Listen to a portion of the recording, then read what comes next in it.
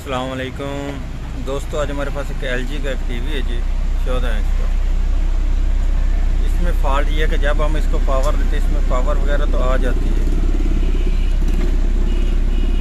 लेकिन इसमें vertical line आ जाती है। थोड़ी देर बाद आ जाती है, मैं आपको चेक करता हूँ।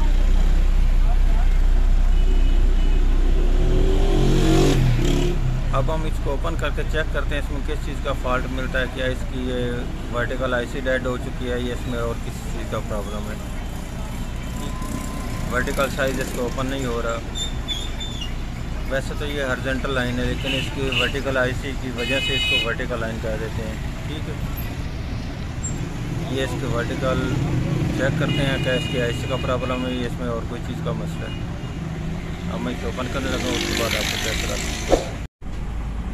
ये अब आप देख सकते हैं कि मैंने टीवी को ओपन कर लिया है जी।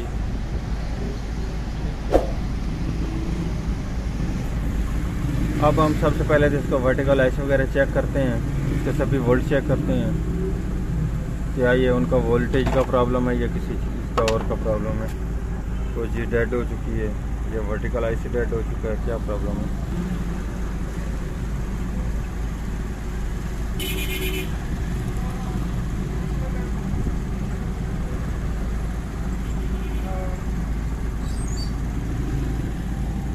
ये हमारा वर्टिकल IC है। सबसे पहले तो मैं इसके वोल्टेज चेक करता हूँ, क्या इसमें वोल्टेज आ रहे हैं कि नहीं आ रहे हैं। ये देखें, ये इसका एक तरफ एक सिरा नीचे वाला और ये आपको ऊपर वाला। इसका मकसद है कि हमारा IC बिल्कुल ठीक काम कर रहा है, IC का प्रॉब्लम नहीं है। अब इसका मकसद ये है कि इसके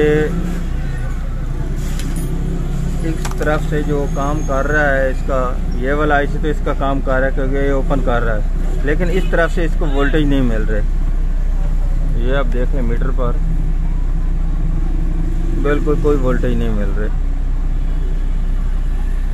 इसको कोई हल्की सी पल्स भी नहीं मिल रही, हालांकि कुछ वोल्ट होते हैं इसके ऊपर, लेकिन ये बिल्कुल नहीं आ रहे। अब ये हमारा फॉल्ट आ चुका है इस IC मेन में। ठीक है जी, अब हमने इस मेन IC के वोल्टेज चेक करने कहीं से इसके क्या मेन IC के तो वोल्टेज नहीं बंद हो चुके।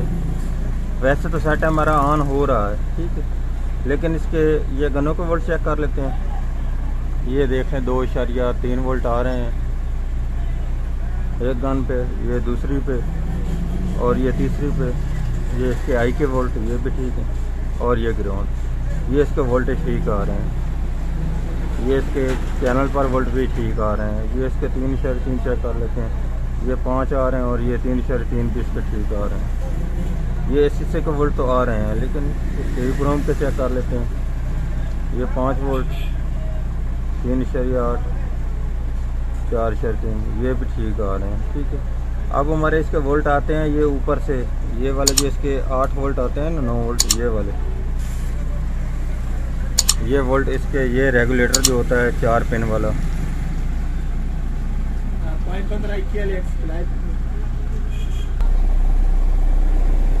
ये इसके जो 9 वोल्ट आते हैं ये वोल्ट। ठीक है जी, ये हमारे चलते चलते आगे वोल्ट आ जाते हैं इस जगह पर। ये देखें 7,006 वोल्ट आ रहे हैं। ठीक है जी, ये ऊपर से ऊपर ये ऊपर लिखा हुआ भी 8 वोल्ट आ रहे हैं। ठीक है, इस जगह पर ये 8 वोल्ट लिखे हुए आ रहे हैं।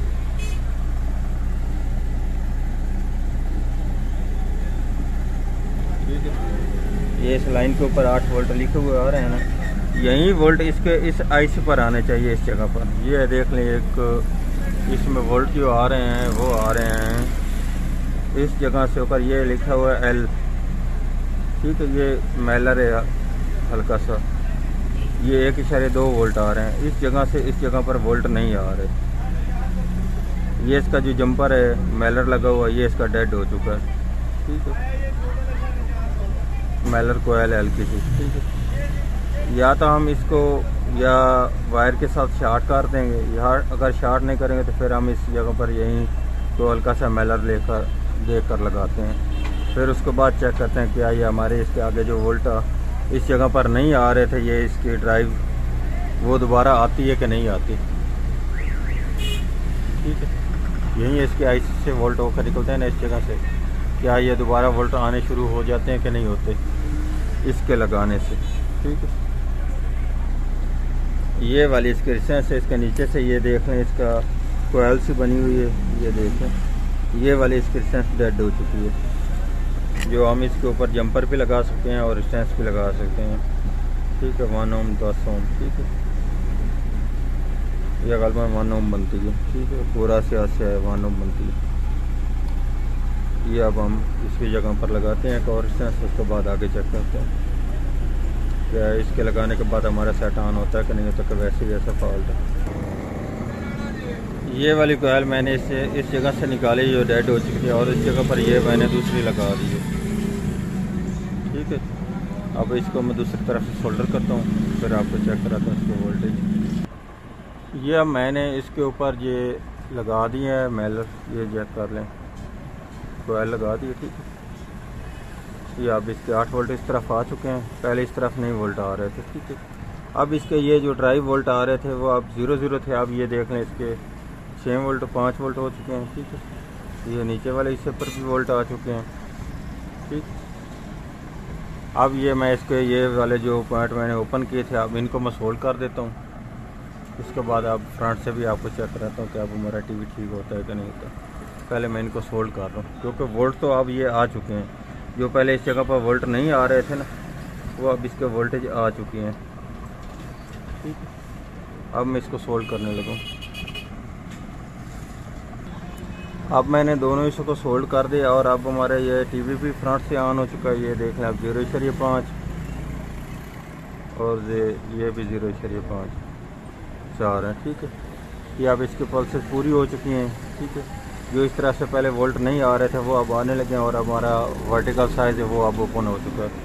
मैं अब आपको ये फ्रंट से भी दिखा देता हूँ। अब ये आप देख सकते हैं कि अब हमारा इसका वर्टिकल साइज जो पहले लाइन आ रही थी वो अब खुल चुका है। इसमें फॉल्ट जो ऊपर वाली जो कोयल थी इसकी, उसका ही फॉल्ट मिला है, ठीक है, क्योंकि सिस्टम आई चुके इसको वोल्टेज नहीं जा रहे थे। अब हम इसको ऑडियो वीडियो पर इसकी फ़ोटो भी चेक करा देते हैं आपको।